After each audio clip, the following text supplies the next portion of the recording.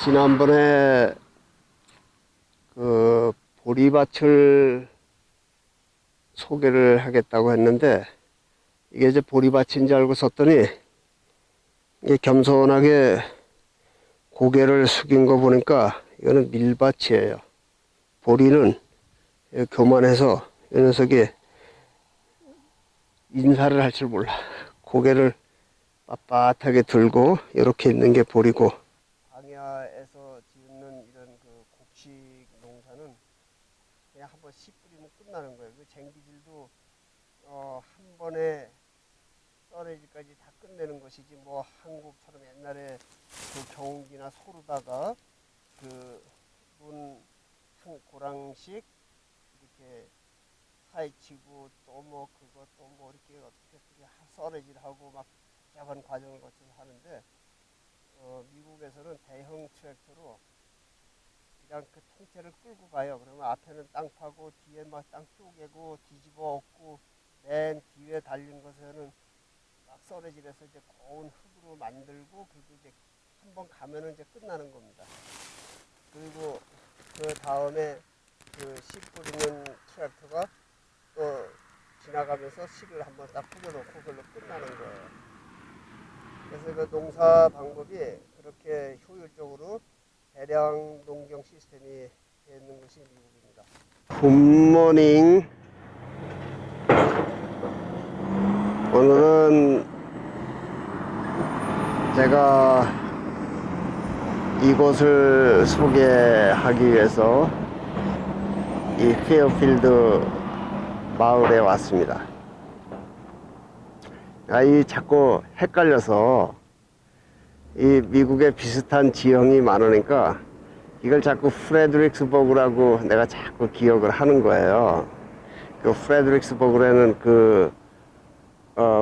마을들이 많죠. 옛날에 그 독일 사람들이 살던 그러한 곳들은 뒤에 가면 그 버그가 붙습니다. 뭐 햄버그, 뭐 프레드릭스버그, 무슨 버그 해서, 그래서 제가 자꾸 착각을 해요. 그런데 이것은 페어필드입니다. 이곳에 제가 처음 지나간 때가 2008년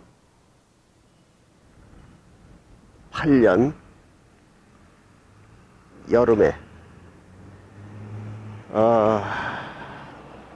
옐로스톤서부터 글래시어 내셔널 파크 등등 모두 다 여행을 하고, 그리고 이 아래로 계속 내려가면 그레이폴스라고 하는 그 시티가 있습니다. 그래서 그곳에서 비행기를 타고 다시 뉴욕으로 돌아간 때가 벌써 11년이 넘었어요.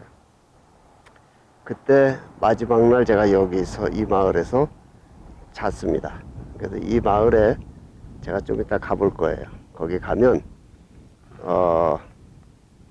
그 옛날에 1800년대 후반에 여기에서 수십 리 먼 곳에 있었던 그 2층 집 그 기차역 건물을 그대로 여기 옮겨서 그곳으로 베드앤블랙퍼스트 그 모텔을 운영하는 곳이 있습니다. 지금은 뭐 겉에는 이제 리노베이션 해서 깨끗하게 돼 있지만 안에는 그 옛날 그대로 그 통나무 집으로 지은 역사 그대로 사용해서 조금 모양만 현대식으로 만들어서 사용하는 그러한 집이 있습니다. 이게 전부 보리 창고입니다. 벨리 탱커. 이 지역은 전부 보리밭만 있어요. 제가 전에 소개한 적이 있었습니다. 몬타나에 가면 우리의 가곡 보리밭을 부를 수가 없다. 왜냐하면 사이길이 없어서 그렇습니다. 한국의 노래는 보리밭 사이길로 걸어가면 네 부르는 소리 있어 발을 멈춘다, 이렇게 가사가 돼 있어요. 그런데 여긴 뭐 사이길이 있어야 사람이 걸어 다니고 뭐 발을 멈추고 하죠. 그런 것이 없습니다. 한 사람이 뭐 몇 천만 평, 몇 억 평씩 가지고 있는 그러한 그 광야이기 때문에 그 보리밭 사이길로 그것을 만들 수가 없었던 것입니다. 여기에 있는 그 보리 탱커는 제가 이곳 주민에게 옛날에 물어봤었어요. 여기 도대체 왜 이렇게 보리가 많고 이건 도대체 뭐 하는 거냐 그랬더니 이거 보리 그 곡식 저장소예요. 그래서 이걸 어디다가 쓰냐고 물어봤더니 그 버드와이서 맥주 회사에서 전량 가져가는 거예요. 여기에 있는 곡식은요, 대략 이렇게 보면 요거 하나가 한 3,000톤 정도 들어갈 수가 있습니다. 옛날에는 이렇게 새로 만들지 않았어요. 옛날 그 곡식 탱커는 콘크리트로다가 그 사일로처럼 계속 줄줄이 이어서 그렇게 만들었었는데 지금도 그거 사용하는 곳이 있어요. 그렇지만 지금은 이제 거의 다 폐쇄시키고 요렇게 이제 그 현대식으로 만든 요 곡식 탱커를 사용을 합니다. 그래서 여기는 이제 어떻게 이것을 사용하는가 하면 곡식 농사를 지은 농부들이 트레일러로 여기 가지고 와요. 그래서 저쪽에 이제 돌아가면 이런 그 베큐움이 있습니다. 진공 청소기 같은.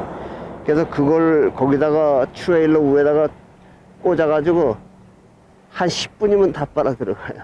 그래서 여기다가 계속 저장을 해 놓는 것입니다. 그래서 뭐 기록만 해 놓겠죠. 그리고 운송해 갈 때는 기차가 와서 가져가는 것입니다. 이 길로 기차가 와서 이 앞에 저 곡식 실어가는 그런 화물 열차들이 와 있잖아요. 그러면 그 기차가 그 밑에 들어가면 거기서 계속 퍼부어 됩니다. 아래로. 그렇게 해서 하나 싣고 하나 실는데 한 10분 정도뿐이 안 걸려요. 쏟아 갖다 붓는 거기 때문에. 그리고 또 기차 열차 움직여서 또 쏟아붓고 또 움직여서 쏟아붓고 그래갖고 한 수십 량, 100량씩 되면 그 다음에 가지고 그 버드와이서 생산 공장으로 싣고 가는 것입니다. 그런 구조로 되어 있어요.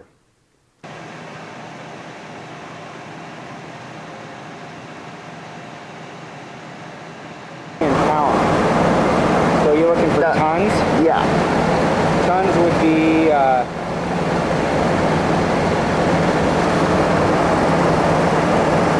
탱크 하나에 이거 톤수로 계산해주고 있습니다. 600 tons. 600 tons. Okay. 25,000 bushels. Okay. For other country. Well, this goes into the ground around here for seed, Yeah. and then the guys harvest it, and then they send it. They take it like to Columbia Grain or some miller, Yeah. and then they'll ship it overseas. is what I they see. do. I see. Any other country? Other countries, yeah. A lot of it stays. A lot of it, from what I'm understanding, goes to Japan. Oh, Japan. And even also China and Korea kind of it. Not a lot. Not a lot from here goes to China. I see. Yeah, a lot of it is either U.S. or Japan. I see. I So see. there's Japanese companies own 23 elevators in Japan. Yeah, Wow. pretty impressive. Yeah. Yeah. So you get down into the Midwest, like Kansas, Yes. their wheat is a little different quality than ours. It's not as good. Yeah. So this is really high quality Oh, here. wheat in Montana. Yeah. High quality, and that's what they want. High quality better than Kansas area. Yeah. I see. All right. Thank you very much. Yeah. When we're done, there's no cracked ones and no small ones. I see. I see. There's different type of the wheat. No wheat. Yeah, yeah. Wow.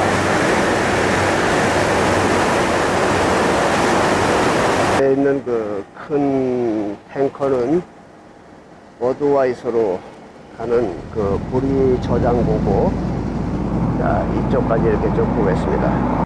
이 회사 직원의 설명을 들으니까 이곳에서 몬타나에서 생산되는 그 밀의 상당히 많은 부분이 일본으로 가서 밀가루로 생산이 된다고 해요. 그러니까 여기에서는 이제 곡식을 보내고 일본에서는 그것을 밀가루로 만드는 그러한 과정을 거쳐서 소비를 한다고 합니다. 이번에 요 앞에 있는 작은 탱크를 계산기를 꺼내서 얼른 계산을 해줬습니다. 왜냐면 부쉐를 또 파운드로 계산해서 또 파운드를 킬로그램, 톤으로 계산을 했는데 요게 하나가 600톤 저장하는 탱커입니다. 요 앞에 있는 이 트레일러와 비교를 하면은 규모가 대충 나오죠. 그리고 이제 저편에 있는 것은 규모가 이거보다 훨씬 큽니다. 그래서 그러니까 다이어미러도 크고 높이도 원체 크니까 저쪽은 한 3,000톤 정도 이렇게 들어간다고 볼 수가 있습니다. 저것은 보리창고 전부 그 보드와이서로 판매되는 그러한 그 몬타나의 보리 저장 시설입니다. 트레일러로 싣고 온 밀을 이제 위로 쏟아서 저장하는 곳입니다. 뭐 소음도 심하게 나고, 그러니까 미국은 옛날부터 이렇게 컨베어 시스템들이 잘 돼 있으니까 이러한 것으로 저 위에 가서 사람 손이 거의 거치지 않게 그래서 저장해 놨다가 이제 순서대로 저쪽 탱크로 옮겨가면서 그 밀을 도정을 해서, 그러니까 클린만 한단 말이에요. 껍데기만 벗겨서 그것을 포장해서 전량 일본으로 수출을 해서 일본에서 소비되는 그러한 시스템으로 되어 있는 거예요. 그러니까 이 사람들이 일본과 이렇게 친한가? 그렇지만 물론 인구가 좀 더 많고 경제가 한국보다 부강하니까 이제 그렇지만 이제 곧 전세가 역전될 날이 이렇게 멀지 않았습니다. 미국은 시스템이 이렇게 되어 있습니다. 내가 그것을 결합을 하겠다고 하면 한국 같으면 위에 가서 뭐 계장 과장한테 물어보고 한번 물어보고 올게요. 뭐 어떻게 하는지. 그래서 그 위에서는 또 들어보고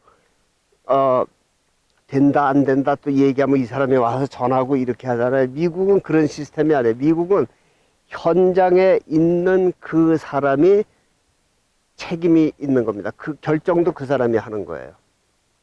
내가 학습 결합을 하겠다고 하면 그 사람이 거기에 뭐 사장이 있건 뭐 매니저가 있건 포맨이 있건 상관이 없어요. 그 사람이 결정하는 거예요.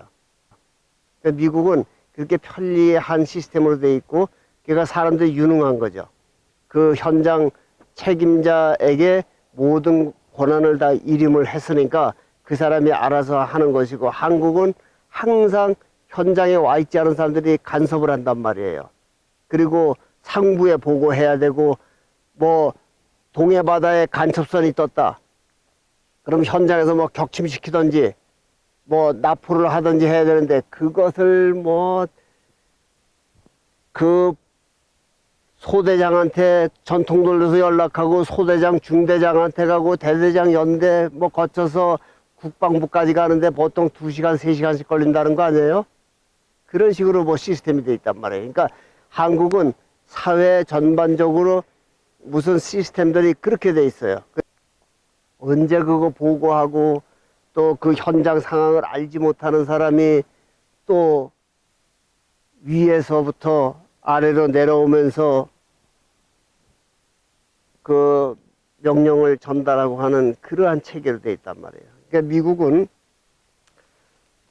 그 제가 많은 분들이 아마 기억을 하고 계실 겁니다. 그 한 10여 년 전에 빈라덴이를 그 파키스탄에서 미국 특공대들이 쫓아가서 사살을 할 때 그 제로니모 그 특공 작전의 책임자가 펜타곤에 있는 별 하나짜리 준장이었어요. 그때 그 상황실에 오바마 대통령 그리고 힐러리 클린턴 국무장관 등 거기에 전부 있었습니다. 그런데 가운데 책상에 상황실이죠. 그 모니터 앞에다 놓고 그 별 하나 준장과 그 옆에 각 요원들이 앉아서 계속 작전 지시하고 보고를 받고 하는데 오바마 대통령이 조그만 의자에 그 작전사령관 뒤에 쪼그리고 이렇게 앉아서 그걸 보는 거예요. 미국이 그런 나라입니다. 그리고 또 하나 더 놀라운 것은 힐러리 클린턴 대통령 그 부인이죠.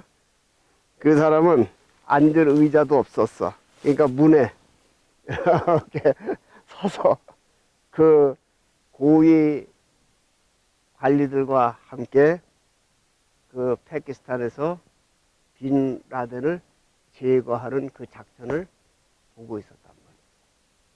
한국 같으면 현장에 그 사령관이 있거나 책임자가 있어도 위에서 고위직으로 온 것들이 있으면 그것들이 그 자리에 앉는단 말이에요. 그리고 현장 상황을 알지도 못하는 사람이 와서 뭘 지시를 하는 거예요. 간섭하고. 미국은 그런 게 없습니다. 미국의 화재 현장에 옛날에 그 9.11 사건 때요. 쌍둥이 빌딩이 무너졌어요. 어마어마한 충격이 전 세계에 전달됐잖아요. 그 쌍둥이 빌딩의 총 책임자가 누구였었냐면 그 지역에 그 다운타운에 그 거기 월스트리트 그 어라운드 그쪽에 있는 소방서가 가장 먼저 출동했잖아요.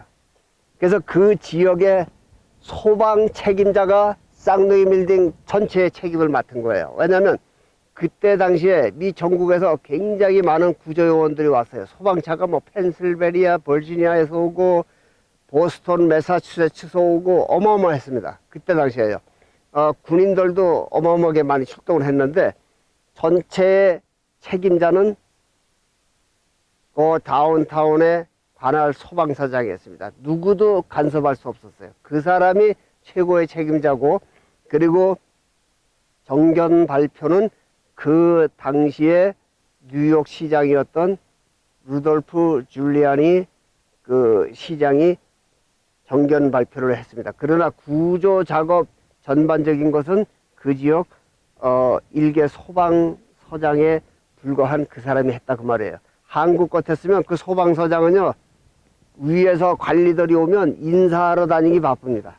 그렇죠. 뭐 국회의원들이 뭐 격려차 왔다, 그거 쫓아다니기 바쁩니다. 미국은 그 사람들 못 오게 해요. 그 사람들 오면 그 사람들을 따로 관리하는 그 리셉셔니스트가 따로 있습니다. 그래서 그 사람들이 브리핑하고 그 사람들하고 여기 사건 현장하고는 전혀 상관없이 그렇게 한다는 말씀이죠.